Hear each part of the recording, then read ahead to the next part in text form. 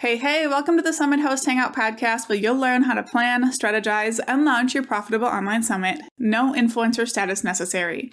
I'm your host, Krista from Summit in a Box, and we are currently in a series related to your summit speakers. And I'm sure most of you know that an absolute key to a successful summit is getting your speakers to promote. So today in episode 135, we're going to break down how to make it easy for them. So we're going to cover the top reasons that speakers don't promote, how to make promotion easy for speakers, and this goes beyond just giving them resources to make it easy. And then I'll share examples of the 3 summits I have gone hard for with promotion and talk about why. What in those summits made me want to go hard for them. If you haven't listened to episode 125 yet, do that first. I went on a bit of a rant about your speaker's role in promotion and pressuring them to promote. Spoiler alert, I do not believe in putting a ton of pressure on your speakers regardless of how much we need them. So to make sure you're in the right headspace for this one, go ahead and start with that one if you haven't listened yet. I'm also going to add a disclaimer that you are not going to leave this episode with a super easy answer. The process is more complex than most hosts realize, which is why so many people run into problems and, end up disappointed in how speaker promotion goes. So if you're looking for an easy answer, you might want to skip this one. But if you're willing to put in the work to get awesome results for your summit, buckle up because this stuff works. So let's start with the top reasons that speakers don't promote summits they're a part of. Overall, it's that they are not inspired to do so. So it could be as easy as them forgetting. Like you're not keeping it at the front of their mind in a nice low pressure way, and they totally forget that they agreed to be a part of something and, maybe they plan to promote it. They straight up don't remember. It could also be that they're not inspired because they aren't aligned with the audience and the topic, and therefore they're not excited to share it. They're not excited to get it in front of their audience because it's not something their audience is going to be super excited over.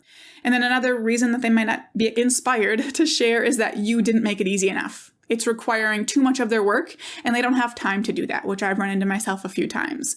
So think about those things. How can you inspire your speakers to want to promote your summit and be able to do it easily?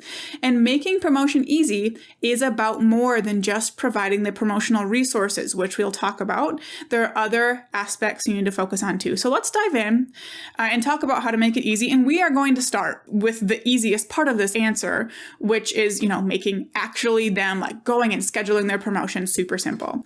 So all you have to do for this part is create the promo resources for them. Easy, right? So you make some email templates where they can pop in their name and their affiliate link and hit send. You'll create swipe copy for different social media platforms. You'll create graphics for them to share in all different sizes for all different social media platforms, preferably in several different color options for them. And I really like to also create a suggested sharing schedule. So I recommend sharing, sending this email on this day and posting this on social media on this day just to remove any questions. And if they want to take that document and send it to a VA, cool. It took no time on their end. I also have seen some hosts, just a side note with this, I've seen some hosts who really want to encourage speakers to customize templates.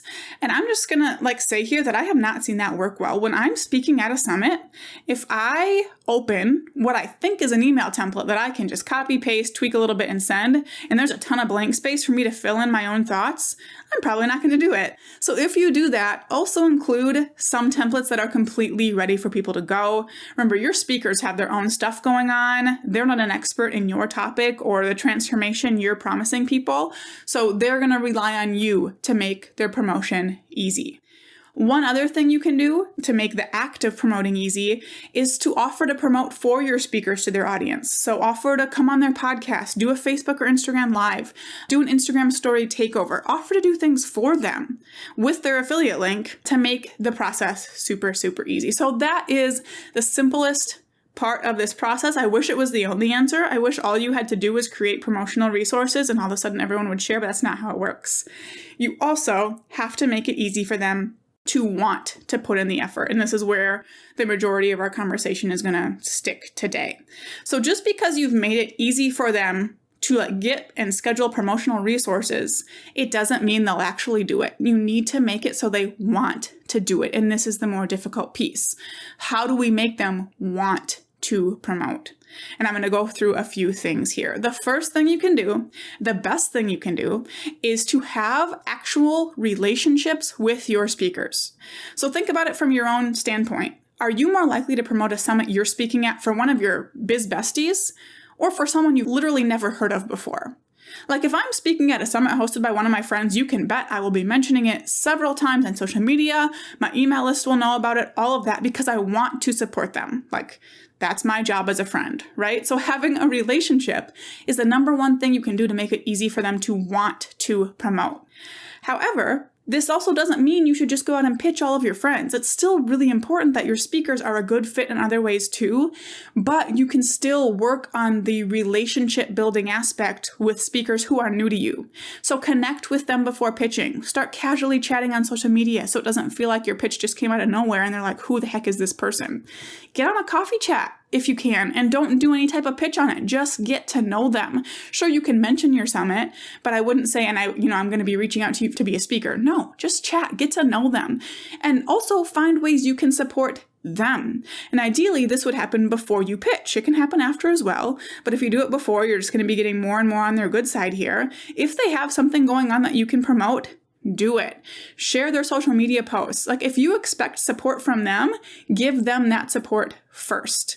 And my friend Isola Davis, you need to know her if you don't, she recommended straight up asking your speakers in your speaker intake form if they have something coming up that you can highlight as a way to introduce them to your audience before the summit. And I love that. So you're straight up asking, hey, what can I highlight for you? What can I share for you?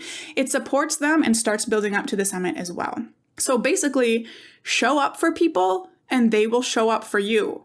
But you got to show up for them first. And I have seen this pay off time and time again. Like I'm never manipulative with how I support people. I don't have some master friendship spreadsheet, which I've heard of people doing, but I genuinely love sharing awesome stuff that other people are doing. And I'm always blown away with how that comes back around and pays me back when there's something I need support with. Okay. And I just want to add another note here. This does not mean that you just ghost them once the summit is over. Like you're all chatting it up and trying to be friends before the summit starts and during it. And then once it's over, you're just gone. That's terrible. Continue connecting with them and showing them that support. We are not building fake relationships here, but relationships are the biggest part of making it easy for speakers to promote. Like there's no question in their mind. They have a connection with you. Absolutely, they're going to share your summit. Let's move on to a couple more things. The next thing you can do to make them want to promote is having a niched summit with speakers who have a perfect fit audience. So it is really hard for anyone to get excited about promoting a general summit. Like I'm part of a lot of general marketing summits, but I always let those hosts know that I'm not going to be sending like mass emails to my list because to me, a general topic like that just isn't something I'm willing to blast my audience with. It's not aligned for me. There are too many like general how to market your business summits out there. So like, for me, that's just something I'm not going to share as much. But on the other hand, if I'm in a summit about summits for this business or a summit just for designers for my other business, I'm way more likely to go hard for those because they fit my exact niche. And I'll share some more examples of what has made me want to promote summits in a little bit here. But the more specific your audience is and the more specific your transformation is, the more likely you are to get speakers who will actually want to promote that thing. If you keep it general, they aren't going to be excited about it and they're not going to get good results when they share. They're not going to see those affiliate commission emails coming into their inbox because your summit is too general. With that, you also have to have speakers with your perfect fit audience. So after you get incredibly specific with your audience, you're going to pitch speakers with that exact same audience. And that will make it so much easier for them to promote because it's going to feel aligned and it's something they're going to want to share. The next key here to, making your speakers want to promote is having aligned values. So the audience and topic for your summit can be perfect. Your speakers can have the perfect audience, but if you're pitching speakers whose values don't align with yours, they won't want to promote. So for example, there are 3 other people I know of that host summits about summits. 2 of them I would never, ever promote to my audience because our values don't align. I don't like the way they talk to their people. I don't like the way one of them treats their speakers for sure. I can't speak for the other one. I don't like their messaging. They kind of subscribe more to the bro and boss babe marketing tactics, which I'm very against, and I would never want to put that in front of my people. So keep that in mind as well. If your values align with the speakers you pitch, they will be much more likely to promote. If something feels off to them, they're not going to put it in front of their audience, and they shouldn't, right? They shouldn't put something in front of their audience that doesn't feel good. And then the last way to make it easy, this is a simpler one, remind them. When all of these other things are done right, it comes down to making sure your speakers actually remember that they wanted to promote in the first place. So I like to actually send weekly email updates leading up to my summit with more than just asking them to do things. I'm not just sending emails that are constantly like, hey, do this, do this, do this.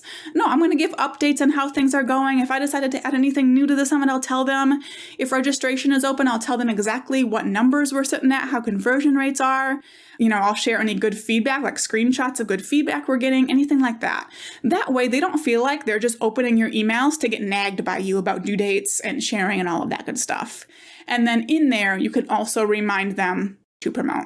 Another way you can remind them is with your own promotion. So when you promote on social media, tag them, post Instagram stories and share a few speakers every day and tag them, or share a graphic on your Instagram feed and tag as many speakers as you're able to. I feel like it's only I think you're allowed to tag 20 maybe in a post.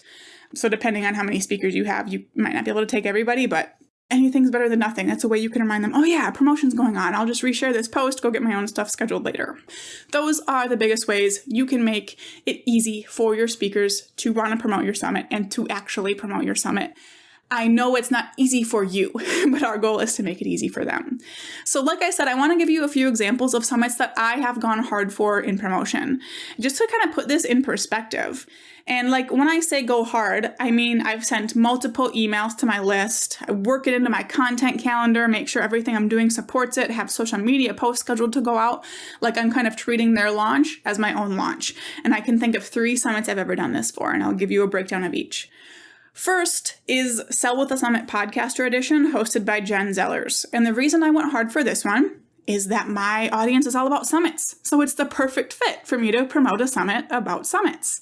I also have a relationship with the host. We've hosted a summit together before. We're constantly promoting each other's stuff, supporting each other back and forth. I genuinely like her as a person. The relationship with her definitely helps with that. And then I also know that our thoughts about summits and general values align. So I felt comfortable and excited to get something she was doing in front of my people. So it was a no-brainer for me.